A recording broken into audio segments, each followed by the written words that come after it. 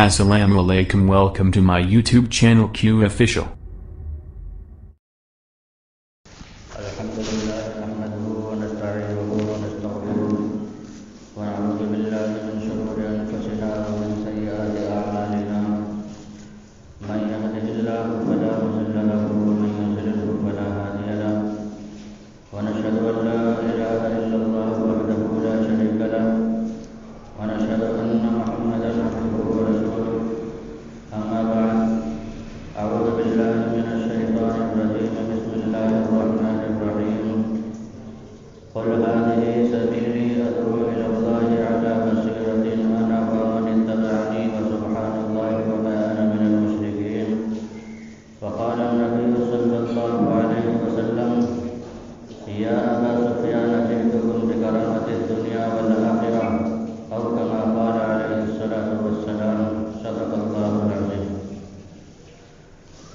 بزرگوں اور دوستوں، عزیز ساتھیوں، اس سے پہلے کہ کچھ عرض کیا جائے، ضروری اور مناسب سمجھتا ہوں کہ ہم سب جڑ مل کر امام الانبیاء تاجدار مدینہ احمد مجتبی محمد مصطفیٰ صلی اللہ علیہ وسلم کی بارگاہ رسالت میں درود پاک کا ہدیہ پیش فرمائیں۔ پڑھیں اللہم صلی علی محمد وعلی آل محمد کما صلیت علی ابراہیم وعلی آل ابراہیم انک حمید مجید۔ اللہم بارک علی محمد وعلی آل محمد کما بارکت علی ابراہیم وعلی آل ابراہیم انک حمید مجید۔ بزرگوں اور دوستوں، عزیز ساتھیوں، اللہ تبارک و تعالی نے انسان پر بہت بڑی آزمائش رکھی ہے۔ یہ وہ بوجھ ہے کہ جس بوجھ کو اٹھانے سے زمین نے انکار کر دیا اور پہاڑوں نے انکار کر دیا، اللہ رب العزت نے جب اس امانت کو زمین اور آسمان پر پیش کیا تو اللہ تبارک و تعالیٰ کے یہاں انہوں نے معذرت کی کہ اللہ اس کا بوجھ ہم نہیں اٹھا سکتے۔ وَحَمَلَهَا الْإِنسَانُ، لیکن انسان نے اس بوجھ کو اٹھا لیا۔ جب یہ بوجھ اٹھایا تو ہمیں اس کی قیمت بھی، اس کا حق بھی ادا کرنا ہے، اور ہمارے سر پر بہت بڑا امتحان ہے۔ ایک ہفتے زندگی ہے جہاں پر بڑے بڑے امتحانات ہیں۔ ایک طبقہ ہمیشہ آگ میں اور دوسرا طبقہ ہمیشہ نعمتوں میں، اور یہ دنیا کی جو چند روزہ زندگی ہے اس پر آخرت کا دار و مدار ہے۔ اس دنیا کو ہم جس طرح بنا لیں گے، جیسے سوار لیں گے، ویسا کہ ویسا ہمیں مل جائے گا، کھا لیں گے۔ اس دنیا کو اگر رب العالمین کے حکم کے مطابق گزاریں گے تو جزا پائیں گے، اگر اس کے حکم کے خلاف کر کے گزاریں گے تو پھر سزا کے مستحق بنیں گے۔ تو لہٰذا ہمیں اس دنیا کے اندر رہتے ہوئے، تمام مشغولیات کے اندر رہتے ہوئے، اپنے آپ کو بنانے کے لیے، اپنے آپ کو سنوارنے کے لیے جنگلات یا باغات یا کسی غار میں جانے کی ضرورت نہیں، بلکہ اسی دنیا کے اندر رہ کر، اپنی بیوی کے ساتھ رہ کر، بچوں کے ساتھ رہ کر، خاندان برادری والوں کے ساتھ رہ کر، اپنے اور دوسروں کے ساتھ رہ کر کے ہمیں آخرت کی تیاری کرنا ہے اور وہاں کے جستجو میں لگنا ہے۔ ہمیں خود اپنے آپ کو بھی بنانا ہے اور اپنی اولاد کو بھی بنانا ہے۔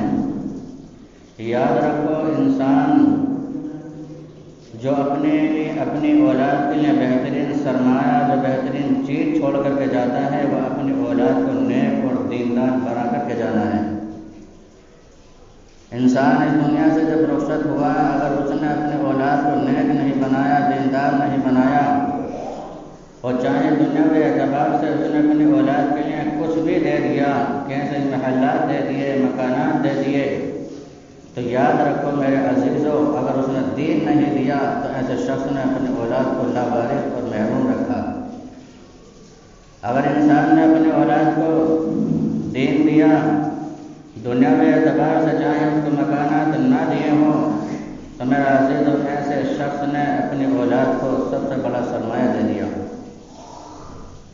یاد رکھو، ہمیں اپنی اولاد کے اندر اتنا تو دین کا شوق ڈالنا ہے، اتنا تو جذبہ پیدا کرنا ہے، اتنا دین ہمیں اپنی اولاد کے اندر داخل کرنا ضروری ہے کہ جب ہم مر جائیں، ہمارا انتقال ہو جائے تو ہماری اولاد کو معلوم ہو کہ ہمیں اپنے باپ کو غسل کیسے دینا ہے، ہمیں اپنے باپ کو کفن کس طرح پہنانا ہے، اور ہمیں اپنے باپ کو قبر کے گڑھے کے اندر کس طرح رکھنا ہے، اور پھر ہمیں اپنے باپ کو احسان کیسے کرنا ہے۔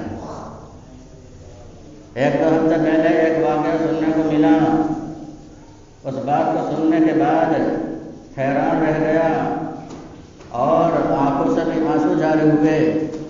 یقین جانو کہ ایک ایسے شخص کا انتقال ہوا کہ جو کئی بیگھے زمین کا مالک تھا، اور یہ بات جھوٹ نہیں ہے، حقیقت ہے کہ وہ ایسا شخص تھا جو کئی بیگھے زمین کا مالک تھا، اور کئی اس کے بیٹے بھی تھے، اور بیٹے کو بھی اللہ تبارک و تعالیٰ نے اچھی صحت اور تندرستی دے رکھی تھی، اور وہ ایسا آدمی اتنا کچھ چھوڑ کر کے دنیا سے رخصت ہوا کہ اگر اس کی اولاد کچھ بھی نہ کرے تب بھی گھر بیٹھے بیٹھے ہمیشہ کھاتی رہے گی۔ لیکن نتیجہ کیا نکلا کہ جب اسی شخص کا انتقال ہوا تو پورے گھر کے اندر کوئی ایسا نہیں کہ جو اپنے باپ کی اس مردے کے جنازے کی نماز پڑھا دے۔ گھر کے تو دور کے بعد کوئی محلے کے اندر، کوئی اس کی برادری کے اندر ایسا نہیں جو اس کے جنازے کی نماز پڑھا دے، کوئی اس کے رشتہ داری کے اندر ایسا نہیں جو اس کے جنازے کی نماز پڑھا دے۔ پھر نتیجہ کیا نکلا کہ 2500-3 ہزار پر ایک کرائے کا مول بھی لایا گیا، پھر اس سے اس کے جنازے کی نماز پڑھائی گئی۔ اب میرا عزیز سوچو، وہ جو آدمی مر گیا اور اتنا کچھ اپنی اولاد کے لیے چھوڑ کر کے گیا، اپنی اولاد کے لیے اتنا کچھ چھوڑ کر کے گیا، تو میرا عزیز اس مال سے جو چھوڑ کر گیا تو اس کو کچھ فائدہ ملا؟ اگر اپنی اولاد کو دیندار بنا کر کے جاتا، نمازی بنا کر کے جاتا، تو اپنے باپ کے جنازے کی نماز پڑھاتا اور اس کو قبر کے گڑھے میں اتارتا، پھر اس کے بعد اس کو احسان ثواب کیا کرتا، تو مردہ وہاں پر خوشی اس کی محسوس کیا کرتا۔ تو یاد رکھو، اگر ہم نے اپنی اولاد کو نیک نہیں بنایا، دیندار نہیں بنایا، تو میرا عزیزو پھر ہم نے اپنی اولاد کو بالکل ہی محروم رکھا۔ میرا عزیزو اسے دنیا کے اندر رہ کر کے ہمیں اپنے آپ کو بھی بنانا ہے اور اپنی اولاد کو بھی بنانا ہے۔ خاص کر ہمیں اپنے دل کو بنانا ہے۔ جب یہ دل بن گیا تو میرا عزیزو پورا کا پورا انسان بن گیا۔ جب دل خراب ہو گیا تو پورا کا پورا انسان بیکار ہو گیا۔ دل ہمیں کیسا اور کس طرح بنانا ہے؟ اللہ نے فرمایا الا من اتى الله بقلب سلیم، کہ جو سنوارا ہوا، جو بنایا ہوا دل لائے گا وہی اللہ کے یہاں قابل قبول ہوگا۔ ایسا دل کہ جس دل کے اندر غیر کی محبت نہ ہو، جو نفسانی خواہشات سے بھرا ہوا نہ ہو، ایسا دل جس دل کے اندر صرف اللہ اس کے رسول کی محبت ہو۔ اللہ کے پیغمبر علیہ الصلوۃ والسلام نے فرمایا ان اللہ لا ينظر الى صورکم واموالکم، کہ بے شک اللہ تبارک و تعالیٰ نہیں دیکھتے تمہاری مال کو، نہیں دیکھتے تمہاری اولاد کو، نہیں دیکھتے تمہاری شکل و صورت کو، ولکن ينظر الى قلوبکم واعمالکم، اللہ دیکھتے ہیں تمہارے دل کو اور تمہارے نیک اعمال کو۔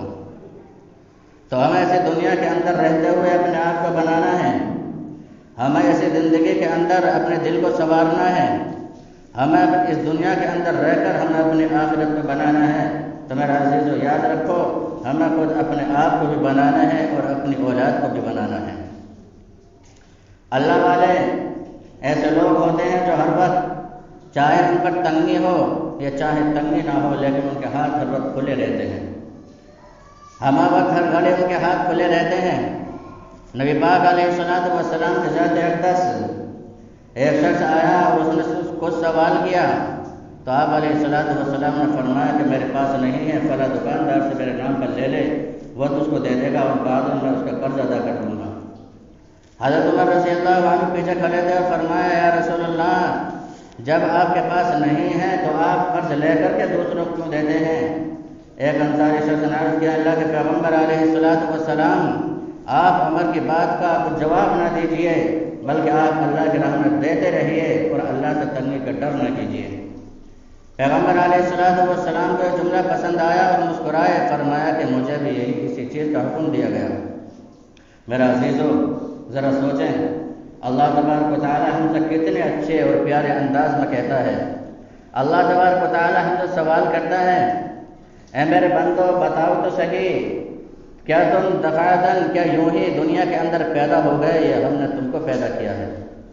اے میرے بندو بتاؤ تو صحیح، زمین کے اندر جو بیج تم ڈالتے ہو اس کو پھاڑنے والے آپ ہو، اس کو پھاڑنے والے ہم ہیں۔ اے میرے بندو بتاؤ تو صحیح، جو منی تم عورتوں کے رحم کے اندر ڈالتے ہو اس سے بچہ بنانے والے ہم ہیں یا تم ہیں؟ اللہ تبارک و تعالیٰ کتنے اچھے اور پیارے انداز میں پوچھ رہا ہے، اے میرے بندو کیا پورے کائنات کا نظام یوں ہی چل رہا ہے یا اس کا کوئی ایک چلانے والا ہے؟ اے میرے بندو اگر تم یوں ہی پیدا ہو گئے اور کائنات کا نظام بھی یوں ہی چل رہا ہے، چاند ستارے گردش یوں ہی کر رہے ہیں، اے میرے بندو جاؤ، پھر تم میں چھوٹ ہے، تم آزاد ہو، جو چاہو کرو، لیکن اس سے پہلے تمہیں ثابت کرنا پڑے گا کہ ہاں یہ نظام یوں ہی چل رہا ہے اور تم بھی خود بخود یوں ہی پیدا ہو گئے ہو۔ ایک شخص حضرت ابراہیم بن ادم رحمۃ اللہ علیہ کے پاس آیا اور ان سے آ کر کے عرض کیا کہ مجھے ایسی چیز بتائے کہ میں گناہ بھی کروں اور سزا سے بھی بچ جاؤں، یعنی میں گناہ کرنے کا ایسا عادی ہو گیا کہ چھوڑنا چاہتا ہوں لیکن چھوڑتا نہیں، مجھے کچھ ایسی تجویز بتا دیں کہ میں گناہ کرتا رہوں اور میں پکڑا بھی نہ جاؤں۔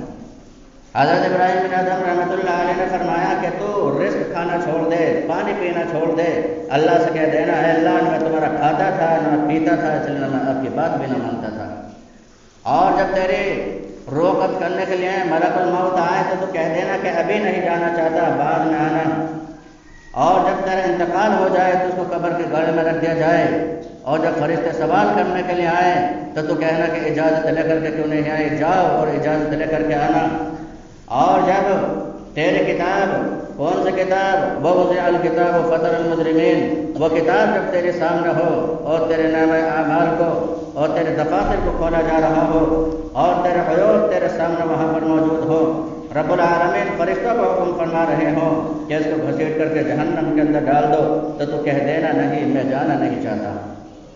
فرمایا کہ اگر دیکھ یہ بادشاہ کے ملک میں رہ کر اس کی نافرمانی کرنا اچھی بات نہیں ہے، تمام کائنات کا مالک رب العالمین ہے اور اس کی نافرمانی کرنا اچھی بات نہیں ہے، یاد رکھ گناہ چھوٹا ہو یا بڑا گناہ ہی ہوتا ہے، تو اس چیز کو نہ دیکھ بلکہ اس ذات کی عظمت کو دیکھنا جس کی کہ تو نافرمانی کر رہا ہے، اور اگر تو گناہ کرنا چاہتا ہی ہے تو جا چھوٹ ہے گناہ کر، لیکن ایسی جگہ جا کر کے کر جہاں زمین ختم ہو اور جہاں آسمان ختم ہو، گناہ کرنا چاہتا ہے کر لیکن ان تمام چیزوں سے دور چلا جا، اور قرآن کریم بھی کہتا ہے یا معشر الجن والانس ان استطعتم ان تنفذوا من اقطار السماوات والارض فانفذوا لا تنفذون الا بسلطان، کہ اگر تمہارے اندر زمین اور آسمانوں سے ان کی کرنوں سے باہر نکلنے کی تمہارے اندر ہمت ہے، اگر تمہارے اندر اس چیز کی جرأت ہے، اگر تم اس چیز کی طاقت رکھتے ہو کہ تم زمین اور آسمان کی کرنوں سے باہر نکل سکتے ہو تو نکل کر کے دکھاؤ،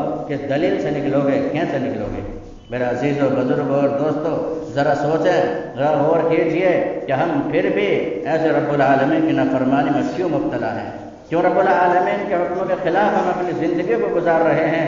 وہ رب العالمین جو کھلا رہا ہے، وہ رب العالمین جو پلا رہا ہے، میرا عزیزو اگر رب تعالیٰ اگر ہم پر رزق کا دروازہ بند کر دے تو ذرا سوچو کیا کوئی ایسی اور ذات ہے جو اس دروازے کو کھول دے؟ میرا عزیزو کوئی ذات ایسی نہیں جو اس دروازے کو کھول دے۔ میرا عزیزو رات آئی اگر اللہ نہ چاہے تو کیا کوئی پوری دنیا کے اندر ایسا شخص ہے جو صبح کا سویرا نکال دے؟ نہیں نکال سکتا۔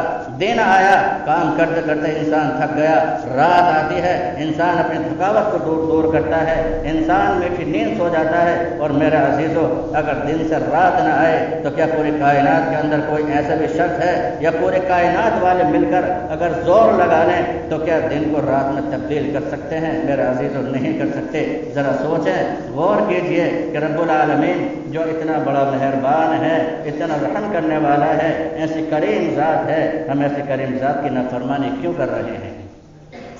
نبی پاک علیہ الصلوۃ والسلام کو اسوہ کہ ہمارے سامنے نہیں، نبی پاک علیہ السلام نے جو درس دیا کہ وہ ہمارے سامنے نہیں، میرے عزیزو سامنے ہے، لیکن ہم نے اس درس کو بھلا دیا، ہم نے اس سبق کو بھلا دیا۔ نبی پاک علیہ السلام نے جو تعلیم دی تھی ہم نے اس کے پس پشت ڈال دیا، اور اس کو ڈال کر کے ہم نے دوسرا طریقہ اختیار کر لیا، اور پھر ہم کامیاب ہونا چاہتے ہیں۔ میرے عزیزو کامیابی نہیں مل سکتی۔ کامیابی تو اللہ کے حکم اور اس کے رسول صلی اللہ علیہ وسلم کے طریقے کے اندر ہی ملے گی۔ اگر اس سے ہٹ کر کے ہم اپنی زندگی گزاریں گے تو میرا عزیز وہ کامیابی کا راستہ نہیں ہے، بلکہ وہ شیطان کا راستہ ہے، اور شیطان کا ہر ایک راستہ جہنم کی طرف لے جانے والا ہے۔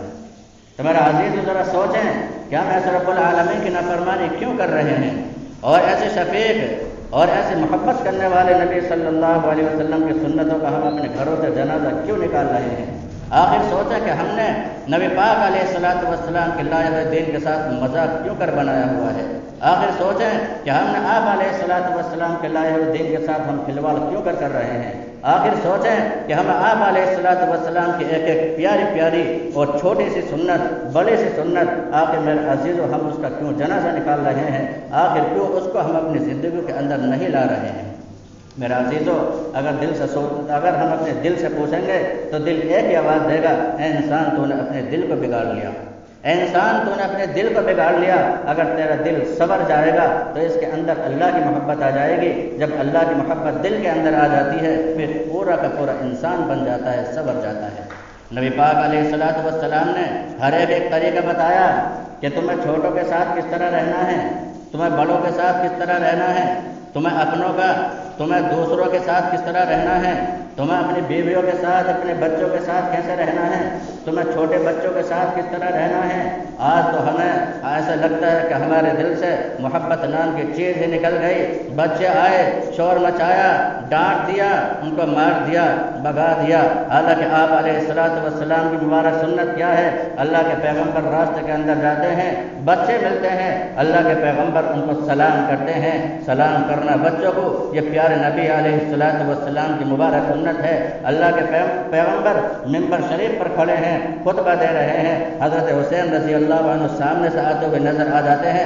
اللہ کے پیغمبر نے خطبہ چھوڑا، مجمع کو چیرتے ہوئے جاتے ہیں اور حضرت حسین رضی اللہ عنہ کو پکڑ کر ممبر پر بٹھاتے ہیں۔ اس کے بعد آپ علیہ السلام خطبہ دینا شروع کر دیتے ہیں۔ ایک دفعہ خبر ملی کہ اللہ کے پیغمبر علیہ السلام کے نواسے حضرت حسن اور حسین دونوں غائب ہو گئے ہیں، کھو گئے ہیں۔ اللہ کے پیغمبر کا کائنات صلی اللہ علیہ وسلم اپنے نواسوں کی تلاش میں نکل جاتے ہیں اور اپنے نواسوں کو تلاش کر کے لاتے ہیں۔ اللہ کے پیغمبر علیہ السلام سجدے کی حالت میں ہیں، حضرت حسین پشت پر سوار ہو جاتے ہیں۔ میرے آقا صلی اللہ علیہ وسلم سجدہ لمبا کر دیتے ہیں لیکن سر نہیں اٹھاتے ہیں کہ کہیں اس کو گر کر کے چوٹ نہ لگ جائے۔ اللہ کے پیغمبر علیہ السلام نماز کی حالت میں ہیں۔ آپ کی بیٹی حضرت زینب رضی اللہ عنہا، ان کی بیٹی حضرت امامہ رضی اللہ عنہا آ کر کے وہ آپ کے پاس کھڑی ہو جاتی ہے۔ اللہ کے پیغمبر اس کو نماز کی حالت میں اٹھا لیتے ہیں، نفل نماز جاری ہے اور سواری حضرت زینب رضی اللہ عنہا کی بیٹی کر رہی ہے۔ پیغمبر صلی اللہ علیہ وسلم سجدے کی حالت میں جاتے ہیں، اپنی نوازی کو اتار دیتے ہیں۔ اللہ کے پیغمبر سجدے کی حالت میں ہیں اور اوپر سے حضرت حسین رضی اللہ عنہ سوار ہو جاتے ہیں، نیچے سے حضرت حسن رضی اللہ عنہ سوار ہو جاتے ہیں۔ تو آپ علیہ السلام اپنے سینے کو اٹھا لیتے ہیں اور ہاتھوں کو کشادہ فرما لیتے ہیں تاکہ بچوں کو آنے کو جگہ مل جائے۔ بچہ بیٹھ جاتا ہے۔ میرا عزیزو، آپ علیہ السلام نے کتنا سخت جملہ فرمایا اور کتنا محبت بھرا جملہ ارشاد فرمایا، من لم یرحم صغیرنا ویوقر کبیرنا فلیس منا، کہ جو بڑوں کا ادب اکرام نہ کرے اور جو چھوٹوں پر شفقت اور محبت نہ کرے وہ مجھ میں سے نہیں ہے۔ آج میرا عزیزو ذرا سوچیں، کیا یہ محبت کا جذبہ ہمارے دلوں کے اندر ہے؟ یقیناً اگر ہم پوچھیں گے تو ہمارا دل یہی گواہی دے گا کہ انسان تو نے اس محبت کے جذبے کو اپنے دل سے نکال دیا۔ اللہ کے پیغمبر علیہ السلام نے اپنے گھر والوں کے ساتھ رہنے کا طریقہ بتایا، خیرکم لأہلی، کہ تم میں بہتر وہ ہے جو اپنے گھر والوں کے ساتھ اچھا سلوک کرتا ہو۔ آپ علیہ السلام کا اسوہ نمونہ ہمارے سامنے۔ اگر کسی کی بیوی عمر کے اندر بڑھی تو دیکھیں اماں خدیجہ رضی اللہ عنہ کی عمر 40 سال، پیغمبر صلی اللہ علیہ وسلم کی عمر 25 سال۔ بیوی کسی کی عمر میں چھوٹی تو دیکھیں اللہ کے پیغمبر علیہ السلام کی عمر 53 سال، اما عائشہ رضی اللہ عنہا کی عمر 9 سال۔ آپ علیہ السلام نے رہنے کا طریقہ بتایا۔ پیغمبر علیہ السلام گھر کے اندر تشریف لا رہے تھے، حضرت اما عائشہ صدیقہ رضی اللہ عنہا پانی پی رہی تھی۔ پیغمبر علیہ السلام نے دور سے دیکھا تو فرمایا یا حمیرہ تھوڑا پانی میرے لیے بھی بچا دینا۔ نام تو عائشہ تھا مگر پیار میں حمیرہ کہا کرتے تھے، اے عائشہ تھوڑا پانی میرے لیے بھی بچا دینا۔ اما عائشہ نے پانی بچایا، اس کے بعد پوچھا اے عائشہ تو نے اپنے ہونٹ کہاں پر لگا کر کے پانی پیا تھا؟ اما عائشہ نے نشاندہی فرمائی۔ آپ علیہ السلام نے اسی جگہ پر جہاں پر پیغمبر علیہ السلام کی بیوی نے اپنے ہونٹ مبارک لگائے تھے، آپ علیہ السلام نے اپنے ہونٹ مبارک لگا کر کے اسی جگہ سے پانی نوش فرمایا۔ حالانکہ آپ علیہ السلام نبی بھی، آپ علیہ السلام رسول بھی، برکتیں تو آپ کی ذات سے ملنی تھی، وہ امتی تھی، لیکن بتلایا کہ محبت بھی کوئی چیز ہوتی ہے۔ اللہ کے پیغمبر سفر میں جا رہے ہیں، ساتھ میں اما عائشہ صدیقہ رضی اللہ عنہا بھی ہیں، صحابہ رضی اللہ عنہم کا مجمع بھی ہے۔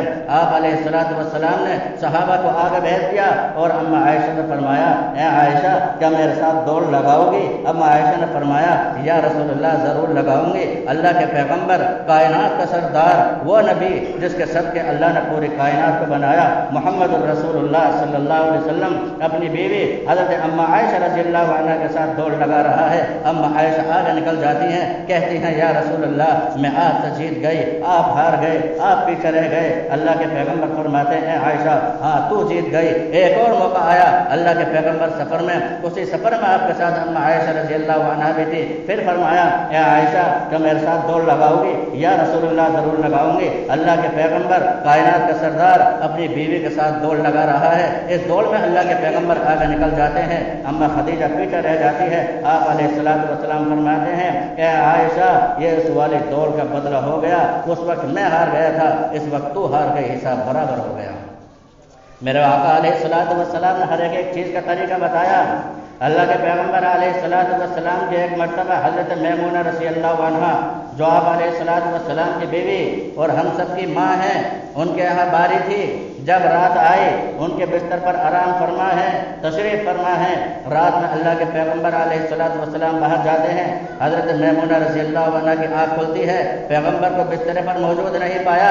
اما میمونہ رضی اللہ عنہا نے کنڈی لگا لی، یہ سوچا کہ شاید کسی دوسرے سودن کے پاس تشریف لے گئے ہوں گے۔ پیغمبر علیہ السلام آتے ہیں، دروازہ کھٹکھٹاتے ہیں، حضرت میمونہ رضی اللہ عنہا کہتی ہیں میں دروازہ نہیں کھولوں گی، اے میمونہ دروازہ کھول دے۔ اور حضرت میمونہ رضی اللہ عنہ نے فرمایا یا رسول اللہ مجھے معلوم ہے آپ کسی دوسری بیوی کے پاس تشریف لے گئے ہوں گے۔ آپ علیہ السلام نے فرمایا اے میمونہ میں کسی کے پاس نہیں گیا تھا، بلکہ میں تو قضاء حاجت کے لیے گیا تھا، میں دروازہ نہیں کھولوں گی۔ اے میمونہ کیا میں بھی کسی کے ساتھ خیانت کر سکتا ہوں، کسی کے مال میں خیانت کر سکتا ہوں، کسی کی امانت میں خیانت کر سکتا ہوں؟ حضرت میمونہ رضی اللہ عنہا کو جب شرمندگی ہوئی، دروازہ کھولا، پیغمبر علیہ السلام اندر تشریف لے گئے، اپنی بیوی کو دیکھا، دیکھ کر کے مسکرائے، کچھ بھی نہیں کہا۔ میرا عزیز ذرا سوچیں، ذرا غور کیجیے ہمارا کیا حال ہے۔ ہم اپنی بیویوں کے ساتھ کس طرح کا معاملہ کرتے ہیں؟ کیا ہم اپنے بچوں کے ساتھ اس طرح کا معاملہ کرتے ہیں؟ کیا ہم اپنے بڑوں کے ساتھ اس طرح معاملہ کرتے ہیں؟ اپنے تو چھوڑو، غیروں کے ساتھ کیسا معاملہ۔ اللہ کے پیغمبر علیہ السلام کی ذات اقدس اور حضرت عبداللہ رضی اللہ عنہ ان کا والد جو بہت بڑا کٹر مخالف تھا، دشمنان اسلام تھا، ان کا بیٹا جب مسلمان ہو گیا، اللہ کے پیغمبر علیہ السلام کے پاس آیا اور فرمایا یا رسول اللہ تھوڑا سا آپ اپنا جھوٹا پانی بچا کر مجھے دے دے، میں اپنے باپ کو جا کر کے پیش کر دوں گا، ہو سکتا ہے وہ پی لے، اس کے دل کے اندر رحم آ جائے اور وہ کلمہ پڑھ کر کے ایمان کے اندر داخل ہو جائے۔ اس نے بچا ہوا پانی اپنے باپ کو دیا، پوچھا کہاں سے لایا؟ کہ پیغمبر علیہ السلام کا جھوٹا تھا۔ اس نے کہا نعوذ باللہ، ایسا سخت جملہ کہا کہ اس سے بہتر تو یہ تھا کہ تو اپنی ماں کا پیشاب لے کر کے آ جاتا۔ وہ سن کر پیغمبر علیہ السلام کی خدمت میں حاضر ہوا اور عرض کیا اے اللہ کے پیغمبر اگر آپ اجازت دیں تو میں اپنے باپ کا اس منافق کا سر قلم کر دوں، اس کا سر تن سے جدا کر دوں۔ اللہ کے پیغمبر علیہ السلام نے فرمایا نہیں ایسا نہ کر، وہ تیرا باپ ہے تو اس کے ساتھ ادھرے سلوک کر۔ کہ پیغمبر علیہ السلام کا اخلاق میرا عزیزو، ہم نے اس درس کو جو سبق ہمیں آپ علیہ السلام نے دیا تھا، ہم نے اس کو بھلا دیا۔ ہمیں پھر سے اس کو یاد کرنے کی ضرورت ہے۔ اگر محبت اور وفا سیکھنی ہے تو میرا عزیزو، کھجور کے اس درخت، اس تنے سے، اس لکڑی سے، جو لکڑی جس کا سہارا لے کر پیغمبر علیہ السلام خطبہ دیا کرتے تھے، اس سے سیکھیں۔ آپ علیہ السلام جب خطبہ دیا کرتے تھے تو کھجور کی ایک لکڑی تھی، اس سے سہارا لگایا کرتے تھے۔ ایک مرتبہ عاشقوں نے فرمایا، یا رسول اللہ، ہم آپ کے لیے ممبر بنانا چاہتے ہیں، اگر آپ کی اجازت ہو آپ کے لیے ممبر بنا دیا جائے، اس پر آپ خطبہ دیا کریں۔ پیغمبر علیہ السلام نے اجازت دے دی۔ تو جب جمعہ کا دن آیا، اللہ کے پیغمبر علیہ السلام خطبہ دینے کے لیے ممبر پر تشریف فرما ہوئے۔ جیسے ہی آپ نے اپنی آواز بلند کی تو کہیں سے رونے کی آواز آنے لگی۔ صحابہ رضی اللہ عنہ بھی ادھر ادھر دیکھتے رہے، آخر یہ آواز رونے کی کہاں سے آ رہی ہے؟ اللہ کے پیغمبر خطبے میں مشغول ہیں، یوں ہی آپ کی آواز تیز ہوئی، رونے کی آواز بھی تیز ہونے لگی تو دیکھا پیچھے وہ لکڑی جسے سہارا لگا کر آپ علیہ السلام خطبہ دیا کرتے تھے، اس کے اندر سے رونے کی آواز آ رہی تھی۔ کیوں رو رہی تھی؟ اللہ کے پیغمبر اس پر سہارا لگایا کرتے تھے، آج میرا سہارا چھوڑ دیا، اللہ کے پیغمبر نے مجھے ایک طرف رکھ دیا، اس وجہ سے اس کا دل بھر آیا اور وہ رونے لگی۔ میرے عزیزو، اللہ کے پیغمبر ممبر سے اترتے ہیں، اپنے خطبے کو چھوڑتے ہیں، اس کو اپنے دائیں ہاتھ سے اٹھا کر اپنے سینے مبارک سے لگاتے ہیں۔ یوں آتا ہے جب آپ علیہ السلام نے اس لکڑی کو اپنے سینے سے لگایا تو وہ اس طرح سسکیاں لے رہا تھا جیسا کہ چھوٹا سا بچہ سسکیاں لیتا ہے۔ سسکیاں لینے کے بعد اس کے بعد خاموش ہوا۔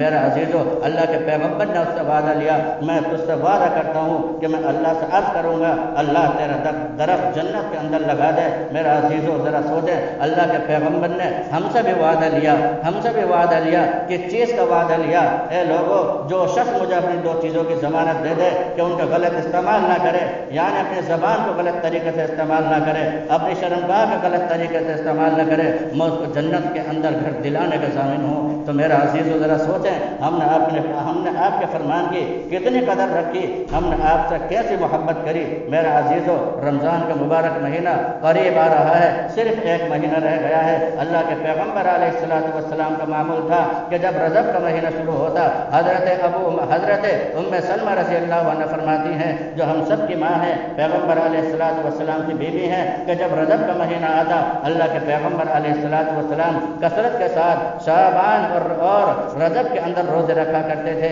لیکن آپ علیہ السلام اپنی امت کے لیے کیسے شفیق تھے، کیسے مہربان تھے، کیسے محبت کرنے والے تھے۔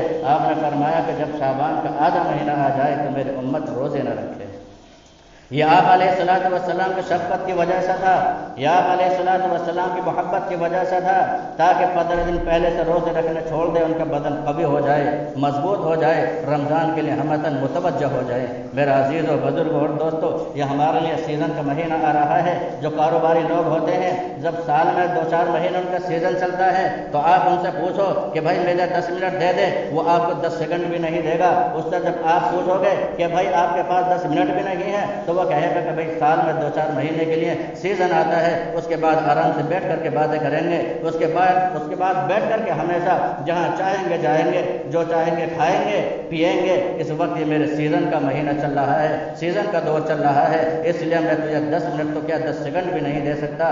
میرا عزیزو، ہم اپنے بزرگوں کے احوال کو دیکھیں کہ ایک رمضان کے اندر ایک مہینے میں کوئی 60 قرآن شریف پڑھ رہا ہے، کوئی 20 قرآن شریف ختم کر رہا ہے، کوئی 30-40 قرآن شریف پڑھ رہا ہے۔ میرا عزیزو، جب ایک شخص رمضان کے ایک مہینے میں 60 قرآن کریم 61 قرآن کریم کی تلاوت کرے گا، فضولیات میں لغویات میں اس کا وقت کہاں پر گزر جائے گا۔ تو میرا عزیزو، بزرگوں اور دوستو، رمضان کا مبارک مہینہ آ رہا ہے، وہ مہینہ جو تمام مہینوں کا سردار ہے، وہ مہینہ جس مہینے کے اندر اللہ تبارک و تعالیٰ اپنے ہر ایک بندے کے عمل کا اجر بڑھا دیتے ہیں۔ تو میرا عزیزو، اس مہینے کے آنے سے پہلے ہم اپنے آپ کو تیار کر لیں، اپنے آپ کو خوب بنا لیں نماز کے ذریعے سے اور دیگر اور عبادات کے ذریعے سے، تاکہ جب رمضان کا مہینہ آئے اس کے اندر ہمیں دشواری پیدا نہ ہو۔ اللہ رب العزت سے دعا ہے، باری تعالیٰ ہم سب کو کہنے سننے سے زیادہ عمل کی توفیق عطا فرمائے۔